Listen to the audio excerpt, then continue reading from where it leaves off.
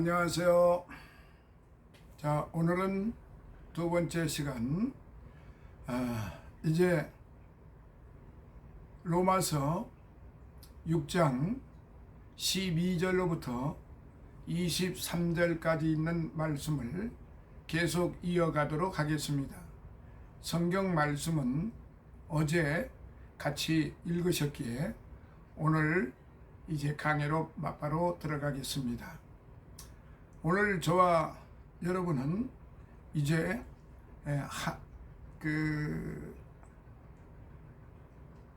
성화에 따른 실제적 바울의 권면을 이제 지난 시간에 들으셨습니다. 시간이 있으므로 제가 다시 한번 좀 빠르게 봉독해 드립니다. 그러므로 너희는 죄로 너희 죽을 몸에 왕노릇하지 못하게 하여 몸의 사욕을 순종치 말고, 또한 너희 지체를 불의의 병기로 죄에게 드리지 말고, 오직 너희 자신을 죽은 자 가운데에서 다시 산 자같이 하나님께 드리며 너희 지체를 의의 병기로 하나님께 드리라. 죄가 너희를 주관치 못하리니 이는 너희가 법 아래 있지 아니하고 은혜 아래 있음이니라. 그런즉 어찌하리요? 우리가 법 아래 있지 아니하고 은혜 아래 있으니 죄를 지으리요? 그럴 수 없느니라. 너희 자신을 종으로 들여 누구에게 순종하든지 그 순종함을 받는 자의 종이 되는 줄을 너희가 알지 못하느냐? 혹은 죄의 종으로 사망에 이르고 혹은 순종의 종으로 의에 이르느니라. 하나님께 감사하리로다. 너희가 본래 죄의 종이더니 너희에게 전하여 준 바 교훈의 본을 마음으로 순종하여 죄에게서 해방되어 의에게 종이 되었느니라. 너희 육신이 연약함으로 내가 사람의 예대로 말하노니, 전에 너희가 너희 지체를 부정과 불법에 들여 불법에 이른 것 같이 이제는 너희 지체를 의에게 종으로 들여 거룩함에 이르라. 너희가 죄의 종이 되었을 때는 의에 대하여 자유하였느니라. 너희가 그때 무슨 열매를 얻었느냐? 이제는 너희가 그 일을 부끄러워하나니 이는 그 마지막이 사망임이니라. 그러나 이제는 너희가 죄에게서 해방되고 하나님께 종이 되어 거룩함에 이르는 열매를 얻었으니 이 마지막은 영생이라. 죄의 삭은 사망이요 하나님의 은사는 그리스도 예수 우리 주 안에 있는 영생이니라. 아멘.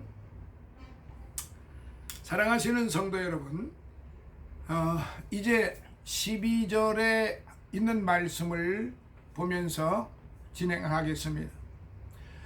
12절, 몸의 사욕을 순종치 말라. 몸의 사욕을 순종치 말라. 사욕은 육체의 다양한 욕구들을 포괄합니다. 그리고 순종하다라는 말은 어떠한 유무형의 것들의 지배 아래 놓임으로써 그 명령을 지켜 행하는 것을 가리킵니다. 따라서 본문은 죽을 몸의 사욕을 좇지 않으므로 죄의 유혹으로부터 벗어나야 한다는 권면입니다. 자, 13절 봅니다. 지체를 의의 병기로 하나님께 드리라. 지체를 의의 병기로 하나님께 드리라. 지체는 신체의 여러 구성 요소들을 가리킵니다. 그런데 이것은 하나님의 원래 의도와 합치되게 선을 행하는 도구로도 사용될 수 있습니다. 의의 병기로 하나님께 드리라는 말은 이 지체가 죄를 짓는 도구로 사용되어서는 안 될 뿐더러 도리어 하나님의 뜻을 따라 선을 행하는 도구가 되어야 할 것임을 말하고 있는 겁니다.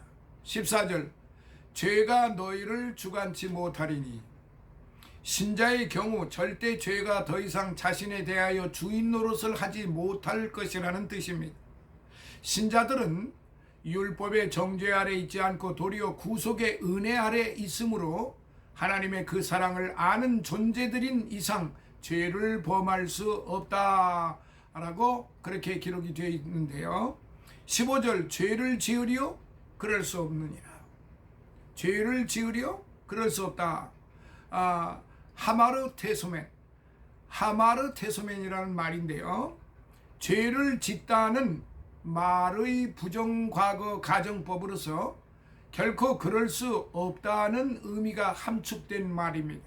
따라서 본문은 하나님의 무한하신 사랑을 알고 있는 신자들이 결코 의도적인 죄를 범할 수 없다는 중첩된 강조 구문입니다. 16절에 순종의 종으로 의에 이르느니라. 하나님께 대한 순종은 곧 하나님의 종됨의 증거이며 그 결국은 칭의임을 나타내고 있습니다. 여기에서 죄의 종과 그리스도의 종을 비교해 보면은 다음과 같습니다. 자, 죄의 종은 죄에 팔렸다. 로마서 7장 14절. 그리스도의 종은 대속하여 사셨다. 고린도전서 6장 20절. 자, 죄의 종은 자유가 없다. 로마서 7장 24절. 그리스도의 종은 자유롭다. 로마서 6장 22절. 그리고 죄의 종은 마귀의 지배를 받는다. 디모데후서 2장 26절에. 그리고 그리스도의 종은 성령의 인도를 받는다. 로마서 8장 14절에요. 자, 죄의 종은 악의 일을 도모한다. 갈라디아서 5장 19절로부터 21절. 그리스도의 종은 의의 열매를 맺는다. 로마서 6장 22절. 죄의 종은 어두움에 거한다. 요한복음 3장 19절에. 그리고 그리스도의 종은 빛에 거한다. 마태복음 5장 16절에. 자, 죄의 종은 도망간다. 뒤로 간다 이거예요. 앞으로 가지 않고 자꾸 뒤로 간다 이거죠. 제가 지난 시간에 뒤로 가면 무엇인지 말씀을 드렸죠. 도망을 간다. 잠언서 28장 1절에.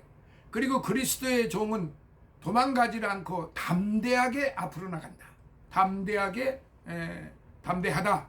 잠언서 28장 역시 1절에 같이 그 전후로 그렇게 기록이 되어 있습니다.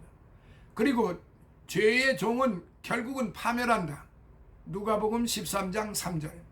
그러나 그리스도의 종은 주님의 은혜로 말미암아 주님의 대속으로 말미암아 영생한다. 요한복음 10장 28절. 또 요한복음 6장 32절로부터 58절에 보면은 바로 그리스도의 종은 그리스도에 의하여 영생한다. 이렇게 분명히 기록이 되어 있습니다. 제가 지금 말씀드린 거를 잘 이렇게 기억을 하시면서 찾아보시면은 많은 은혜가 되실 줄로 믿습니다. 제가 지금 말씀드리는 거는 제 개인의 덕트린을 말씀드리는 게 아니에요. 오직 성경 말씀을 그대로 전하고 있는 것 뿐입니다. 17절. 교훈의 본을 마음으로 순종하여. 교훈의 본을 마음으로 순종한다. 교훈의 본은 무엇일까요? 그리스도의 표준적 교훈을 의미합니다. 이게 학자 크리소스톰이 지금 그 교훈의 본은 그리스도의 표준적 교훈을 의미한다고 그렇게 말했습니다. 한편 마음, 그 카르디아라고 말합니다. 마음은 카르디아. 이 마음은 지정의 곧 인격의 좌소입니다. 따라서 마음으로 순종하여는 형식적 혹은 일시적인 순종이 아니라 뜻과 성품을 다하는 지속적 순종을 가리키는 것입니다. 그래서 마음으로 순종하는 것은 바로 카르디아, 지정의 인격의 좌소인데, 그렇지 않고 마음에 없는 순종, 즉 위선의 순종이죠. 마음에도 없는 일을 한다 이 말이죠. 그것은 결단코 지속적으로 유지가 될 수 없는 순종일 뿐만 아니라 원론적으로 따지면 그건 순종이 아니라 인종입니다. 자기 스스로 무엇인가를 얻으려고, 무엇인가를 보여주려고, 무엇인가를 나타내려고 하는 그런 위선의 신앙 순종이라는 사실입니다. 자 18부터 19절에 의에게 종이 되었느니라. 의의 종은 복음에 순종한 결과이고 하나님의 종이 되기 위한 전제 조건입니다. 20절로부터 21절은 이제는 그 일을 부끄러워하나니, 뭘 부끄러워할까요? 이제는 그 일을, 여기서 그 일이 뭔가요? 부끄러워하나니, 죄의 종으로 있을 때를 후회한다는 의미입니다. 그 일을 부끄러워한다는 것은 죄의 종으로 있을 때를 후회한다는 의미입니다. 어두움에 있는 동안에는 어두움을 깨달지를 못합니다. 자, 예를 들어서 그 연탄 공장에서 일하는 사람은 아무리 자기가 깨끗이 한다 하더라도 연탄재를 뒤집어 쓰게 되어 있습니다. 그리고 이 악취가 나는 곳에서 일을 하는 사람은 자기 몸에 악취가 배게 됩니다. 제 후배 목사님이 필리핀에서 오랜 동안 그 선교 사역을 하고 있는데요. 그 사모님이 저한테 이런 말을 했습니다. 처음에 필리핀에 도착했을 때 도저히 견딜 수가 없어서 아주 그냥 생병이 났다고 합니다. 도저히 견딜 수가 없었다고 합니다. 그게 뭐냐면은 그 하천인데, 그 하천이 우리가 말하는 요새 우리나라에서 만들어 놓은 이런 하천 정도면 이건 천국입니다. 거기에 비하면은 온갖 쓰레기, 온갖 똥물, 온갖 더러운 물이 다 흐르는 그런 하천이 그 정비가 되지도 않고 그냥 흐릅니다. 그러니까 그게 바닥에서 썩어서 그야말로 그 냄새는 상상을 초월합니다. 저도 그때 그곳을 가봤는데요. 그냥 금방 그 자리에서 쓰러질 것 같더군요. 이거 뭐 그 악취가 얼마나 독한지.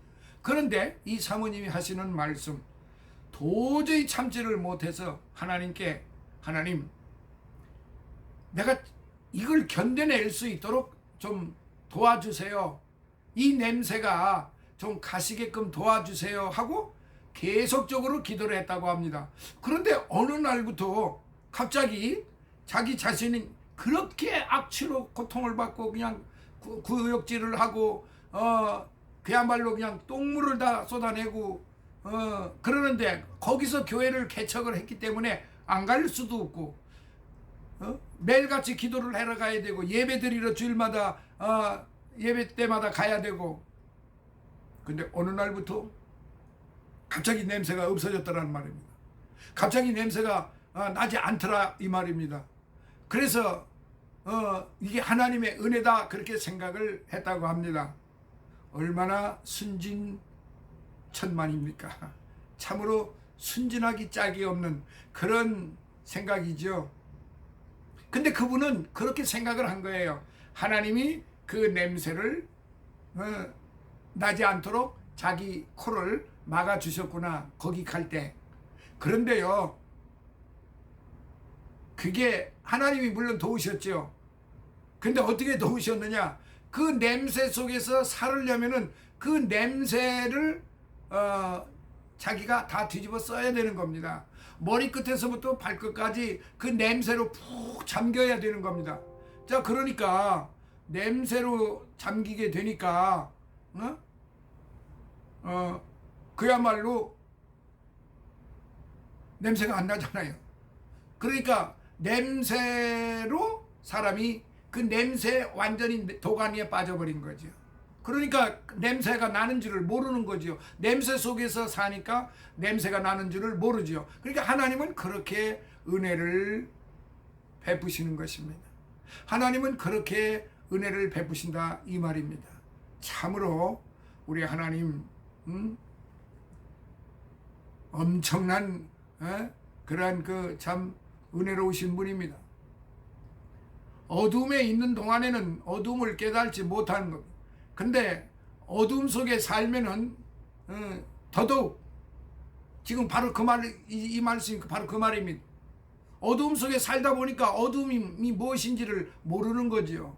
그러나 예수를 영접한 후 말씀의 빛이 비추어질 때 어두움은 확연히 드러나고 마는 것입니다.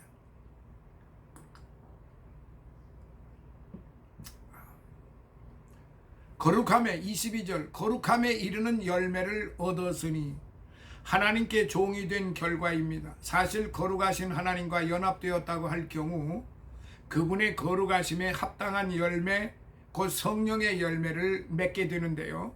그게 바로 갈라디아서 5장 22절에 있는 말씀입니다. 자, 23절 결론이 무엇입니까? 죄의 삭은 사망이야. 죄의 삭은 사망이다. 이렇게 지금 가르치고 있습니다. 사망, 곧 하나님과의 영원한 분리는 죄의 필연적 결과임을 시사하고 있습니다.